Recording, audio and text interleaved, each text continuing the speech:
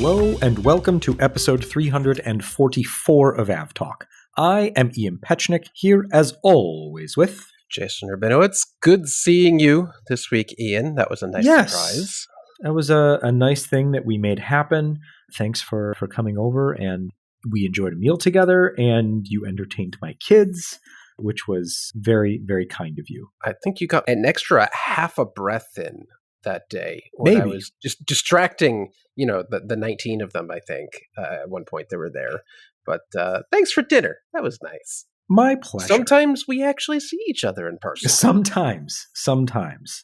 You're back in New York, and we are back. What a week, man. What a week. It's only Wednesday. We record this on Wednesday, and this has been the longest month so far, this 3 days. Let's start in Louisville. UPS Airlines flight 2976 crashed very shortly after takeoff yesterday on November 4th in Louisville. The MD-11 freighter aircraft, registered November 259 Uniform Papa, was departing Louisville for Honolulu, fully loaded for the 8.5-hour flight, when what we know now is the left engine, the number one engine, separated from the aircraft. And based on visual evidence captured at the scene, we believe the number two engine, so the tail-mounted engine, suffered a possible compressor stall. The aircraft managed to gain height off the runway, clear the airport fence, then struck a UPS warehouse just outside the airport perimeter, and then impacted the ground in an industrial area just south of the airport.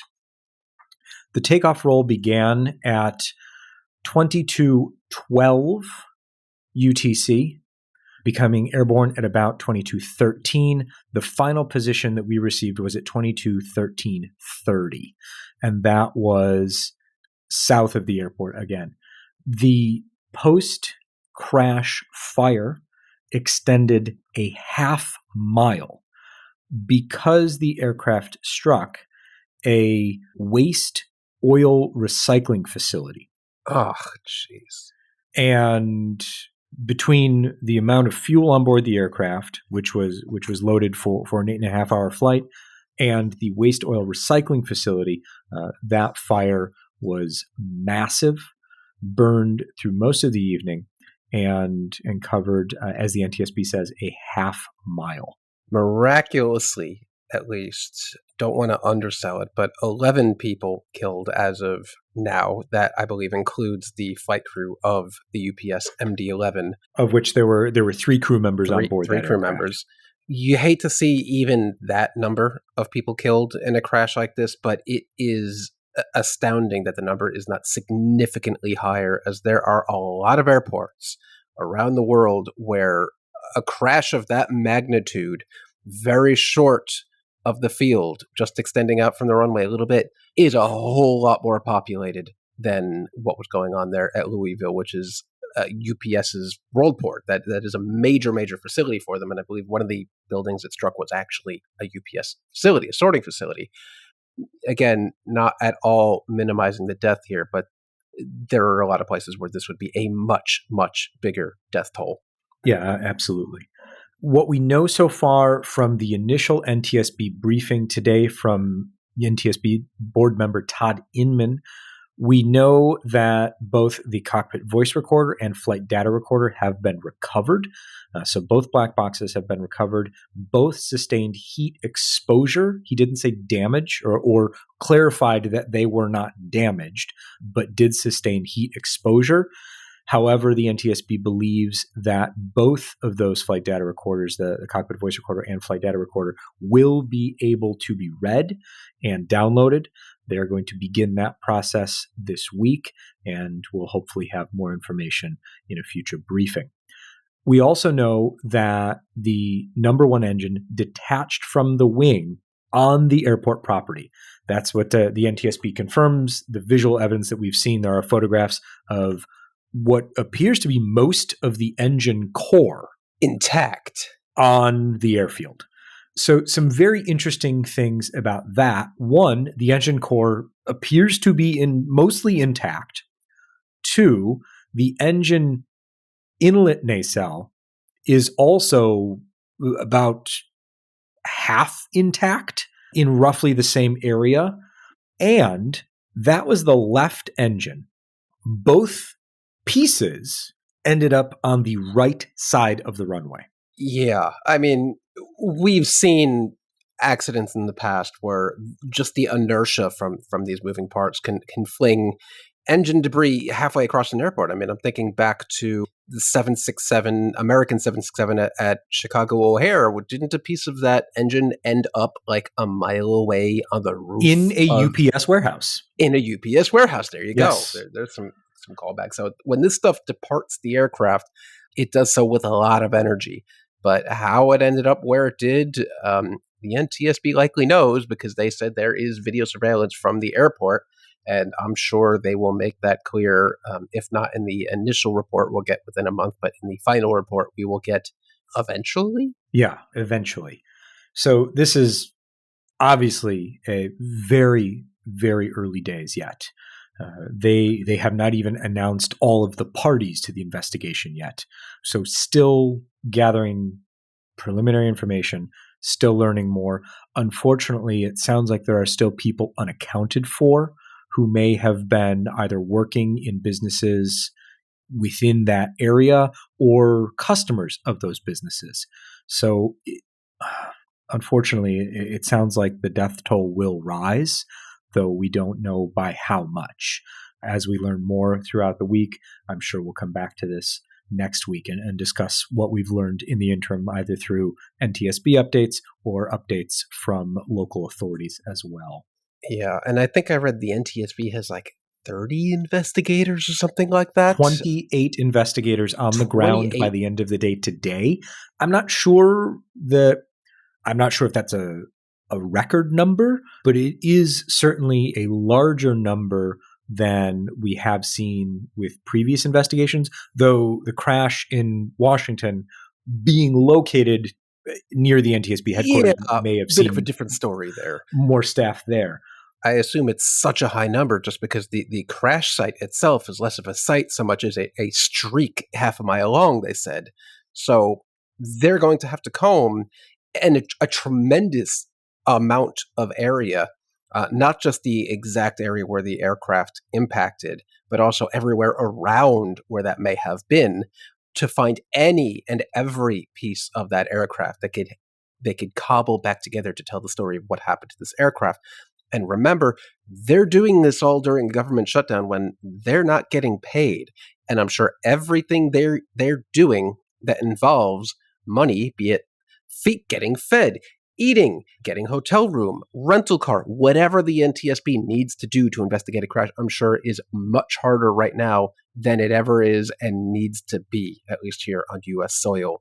So really hats off to them for dealing with a tragic situation made even more difficult by what's going on at the federal level right now. Yeah. Two points there. One, the FBI is assisting the investigation as they begin to collect the physical evidence. So they are conducting a visual investigation along the area of impact and post-impact fire. So the FBI is assisting with the physical collection of evidence, photography, and the like. The NTSB is conducting aerial surveys at the moment, including drone surveys.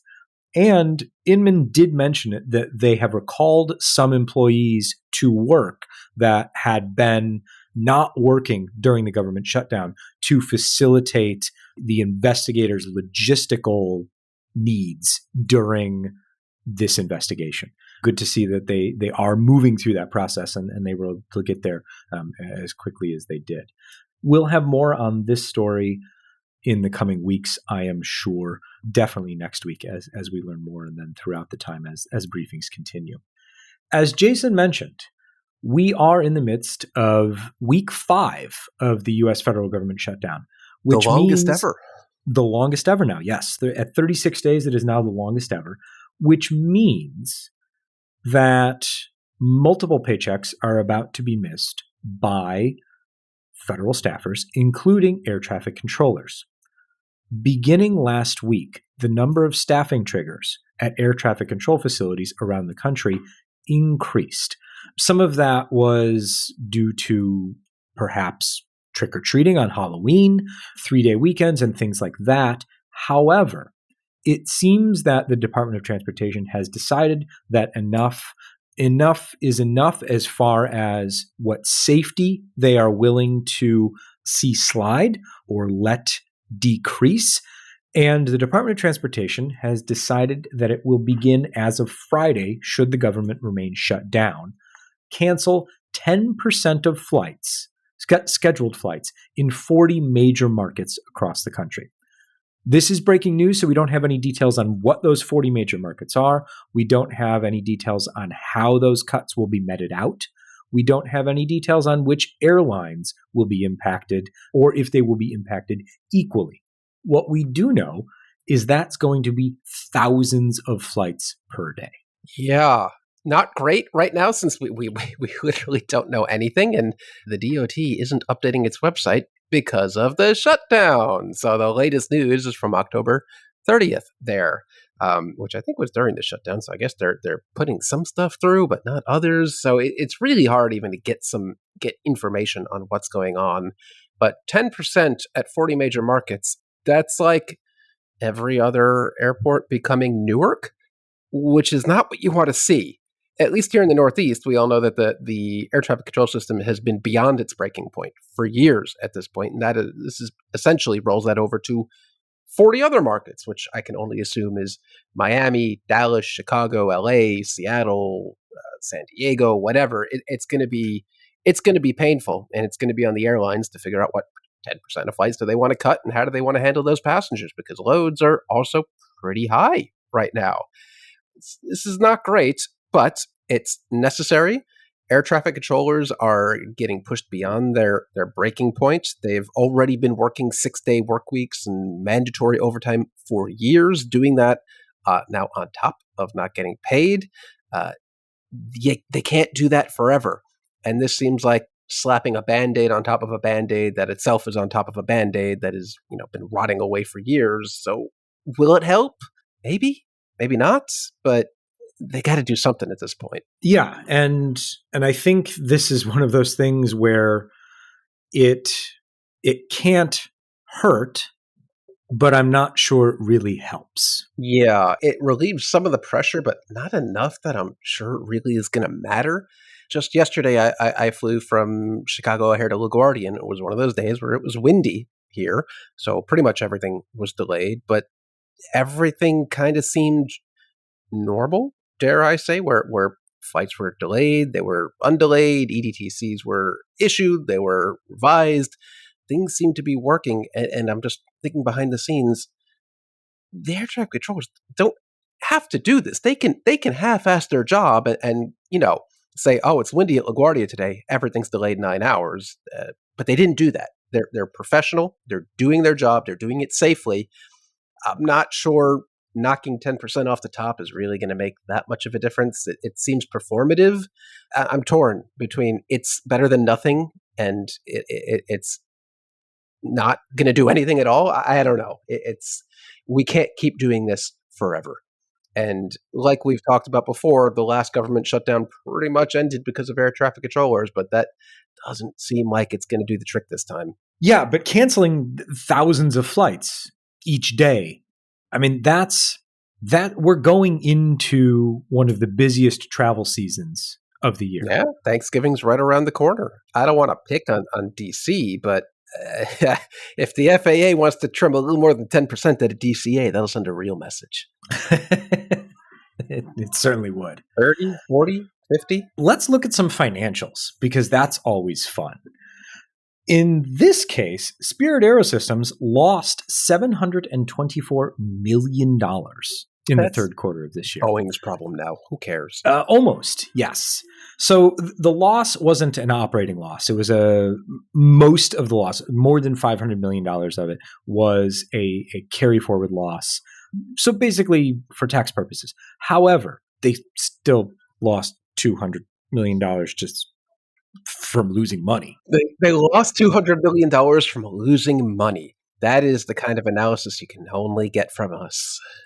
If you want to know details, you go to the Air Current, or you go to another podcast. If you want to know that they lost $200 billion because they lost money, you're at the right place. They've lost $2 billion so far this year, but Boeing is set to acquire them by the end of the year, and it will then be their problem. Spirit actually improved its performance in the third quarter, believe it or not. So if we're measuring this on how many airplane parts get delivered to customers, they actually improved.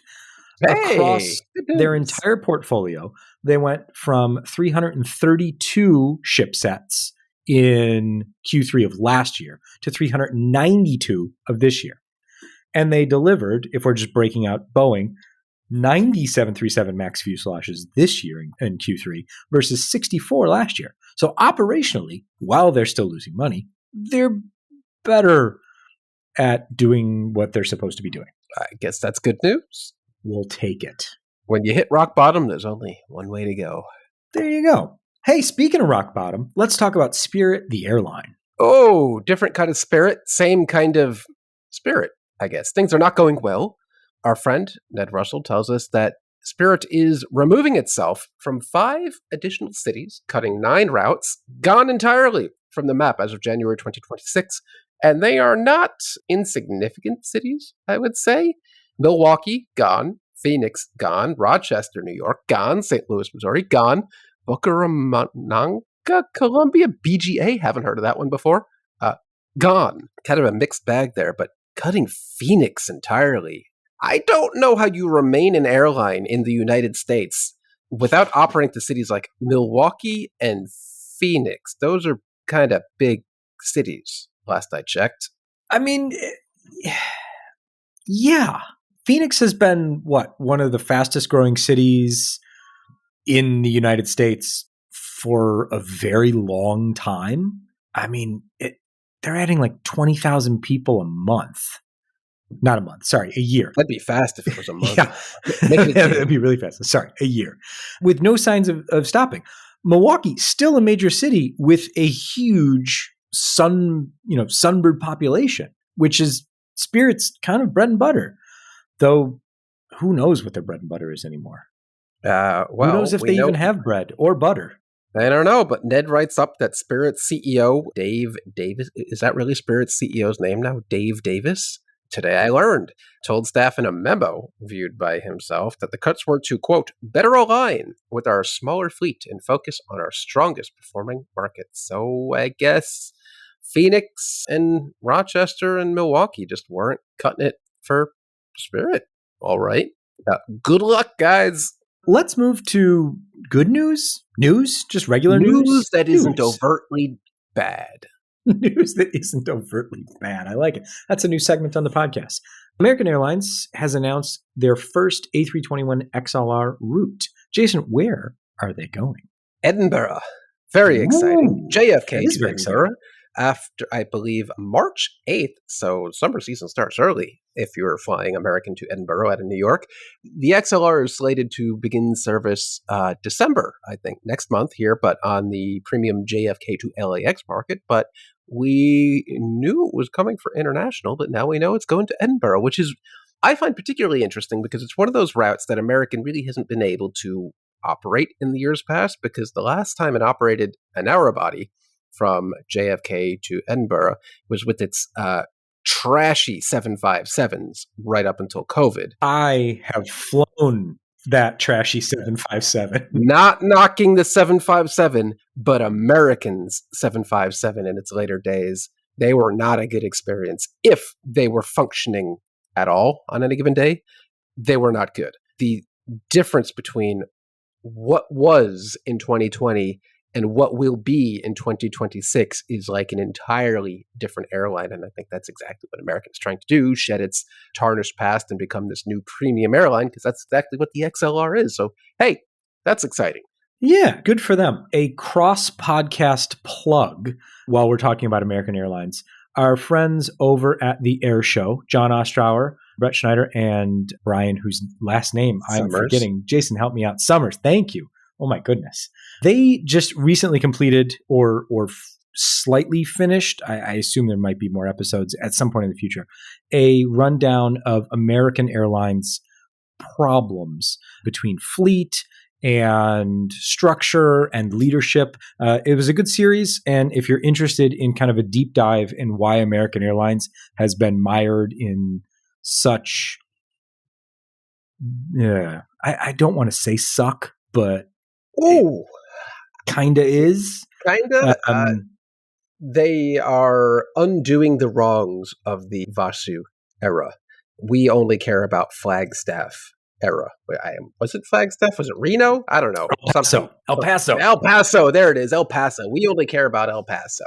There's also a good video from Wendover on YouTube, or Nebula, I guess if you subscribe to that also goes into the same of what the hell happened to American in the last few years.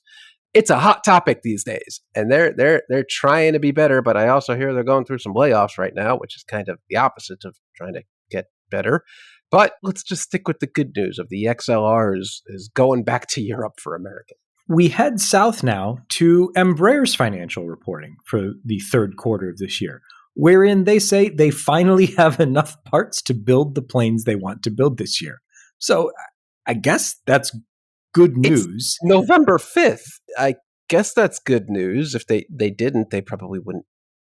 I would hope they'd know by now. They still have a long way to actually build those aircraft. So they've been targeting between 222 and 240 civilian aircraft to complete in 2025, split between 145 and 155 biz jets and 75 to 85 E-jets. So far, they've done 102 and 46, respectively. So they've got a ways to go. So we don't know what they're waiting for. Maybe the entire balance of the 222 to 240 aircraft they're building, they're all missing like one screw common between all of them. And they got a big shipment of screws coming in December, and they're gonna put them on all those airplanes and send them on their way and hit their goal. It's actually stickers. They're waiting for all the stickers. I mean, you laugh, but you can't certify a new aircraft without the no smoking stickers on board. So it could be. That's true. That's outside the realm of stupidly possible. Anything in this industry. Other Embraer news: the next generation regional turboprop that Embraer announced to great fanfare just a few years ago ain't going to happen. It's dead. Energia program? No, this was it's hard to keep track of what Embraer is doing these days. They got a lot of pots boiling. So it was originally announced as a wing-mounted turboprop, and then it became a tail-mounted turboprop, and then it became, we're not really going to do this, but we're still thinking about doing it, to this week becoming, it's dead, don't ever talk to us about it again. Embraer was considering competing with ATR, basically. And they said, no, we're not going to do that. But what they are going to do is basically something. Anything, everything. We don't know.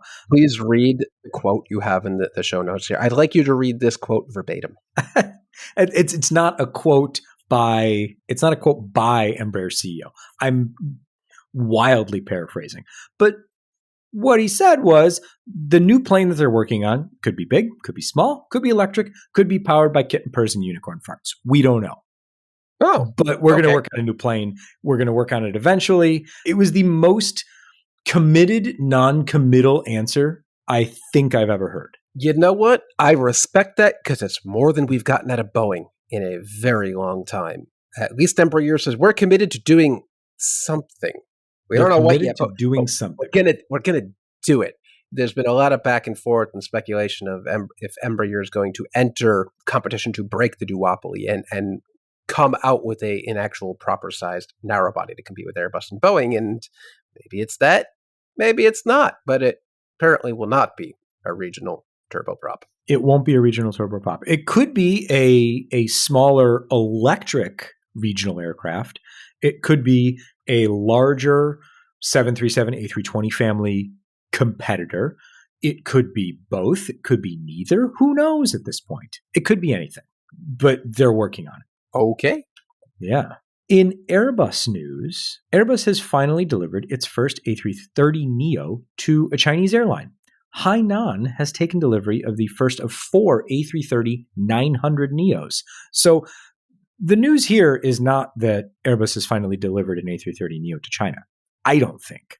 I think it's that Hainan has actually taken delivery of an aircraft. Wait, hold on. I'm being told that it's already being transferred to another airline. No, not yet. But if you have any historical context about Hainan, you're probably waiting for that to happen, for this to be transferred to Delta or something like that. I had no idea Hainan even had A330neos on order, let alone 20 of them, and to actually take delivery of one. When's the last time Hainan's taken delivery of anything that it's kept for more than a minute? Been a while. It's been a while.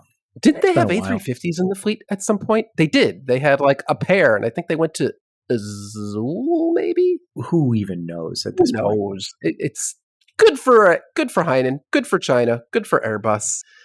Unexpected, but good news. We'll stick with Airbus notionally and talk about Swiss's plan for its A220 fleet.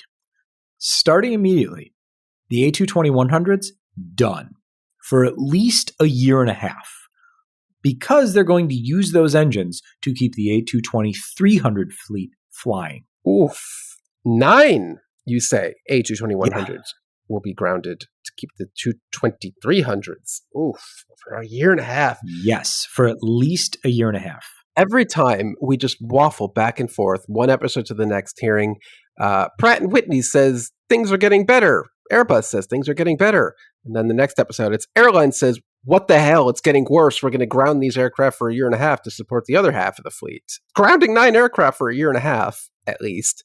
That's a long time. That's dramatic. Ironically, maybe they'll have to call in Air Baltic and its fleet of A220s to backfill that. Well, what they're doing is they're calling in Helvetic Airways and their fleet of E-jets. So the A220-100s were operating a few routes, but mainly to London City because they are required for the steep approach there. Now that the E-jets are certified for the steep approach, they can use the Helvetic Airways wet leases for the London City routes, take the engines off the A220-100s, put them on the A220-300s, and continue flying more passengers. I need a flow chart. Seriously. I don't know. We need something. We have some very minor breaking news right now. In reaction to the FAA's lopping of 10% of the flight schedule, Southwest is the first airline out to say something about it, and I quote, Southwest Airlines is evaluating how the planned FAA flight restrictions will affect our schedule and will communicate directly with customers as soon as possible. Nothing is more important to Southwest than the safety of our customers and employees. So at this point, even the airlines are like, we should probably get a couple meetings going to figure out who we're going to cancel. Yeah, it sounds like the DOT made this decision and didn't really talk to the airlines beforehand. Well, government shutdown. The phones don't work. Can't just call an airline without a phone. Fair enough. Back to Airbus. Korean Air has converted 7 of its A350-1000 orders into A350 freighters. So now they will have 7 A350 freighters and 20 A350-1000 passenger aircraft. The airline is also scheduled to take 8 777-8Fs at some point. One day, maybe in 2020, never? I don't even know what the timeline is for the certification of the 777-8 I think freighter. We've got to be looking at 2030 by now. Gonna be a minute. Can understand why Korean would convert those 350-1000s to freighters. I'm sure they don't really want to, but they must see a reason they need to. Maybe Boeing has told them that it will be delayed. However, they didn't tell Emirates about the last delay of certification to 2027 before they announced it publicly. So who knows? Maybe they're just reading the vibes in the room. and covering all of their bases. Speaking of government shutdown news, the Mammoth 777-200 LRMF. So that is the Mammoth Freighters 777-200 passenger to freighter conversion is delayed. Qatar Airways was scheduled to take delivery of the first aircraft later this year, so basically next month. That won't happen because they have not secured the supplemental type certification for the aircraft because of the government shutdown. So that looks delayed until whenever, basically a month after the government reopens, it sounds like. So we'll see how long that takes. This was an interesting one that I think is hilarious because it sounds like the bill has no chance of passing, but whoever introduced it, because a similar bill has been introduced previously. So whoever keeps introducing these bills just maybe had a very bad experience with an airline at one point. But in Brazil, they're trying to pass a I hate an airline, I want to make it suck less for passengers bill.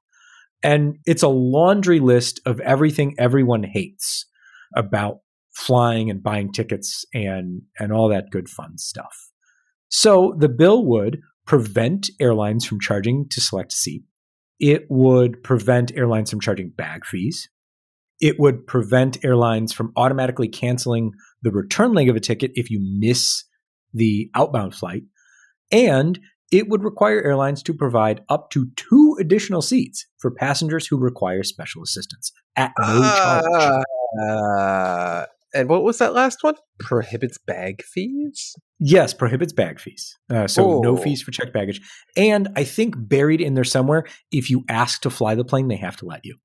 Oh, well, I mean, that just goes without saying. But yeah, Brazil is not new to having very specific requirements and other oddities that only apply to Brazil. I think they already have many airlines that fly to Brazil have very, let's say, bespoke baggage rules and different weight limits, but preventing carriers from charging seat selection fees. I'm just going to give a round of applause for that because that one I'll take. It's becoming more and more popular that airlines are charging for seat assignment, even in premium cabins and business more and more class. Popular and more expensive. Yeah, I hate it, but it's becoming very much a thing. So I applaud that. Don't know about providing up to 2 additional seats for passengers requiring special assistance. That's going to be all sorts of complicated. Really interesting. I've never heard the prohibit carriers from automatically canceling return tickets when passengers miss their outbound flight. That's interesting. I've never heard anyone bring that up before. This is a thing that happens if you, for whatever reason, miss your outbound flight or decide to get there a different way. That means your return flight is often canceled. Not doing that is interesting. I like that. I've never thought about that before. But Brazil is, I guess, the EU of the Americas as far as consumer protections are concerned. It really seems like Brazil passes a lot of common sense consumer protection laws, very similar to the EU. Don't see all of this going through. But basically, none of this has any chance of becoming law. It's still you'd love to see them talking about it.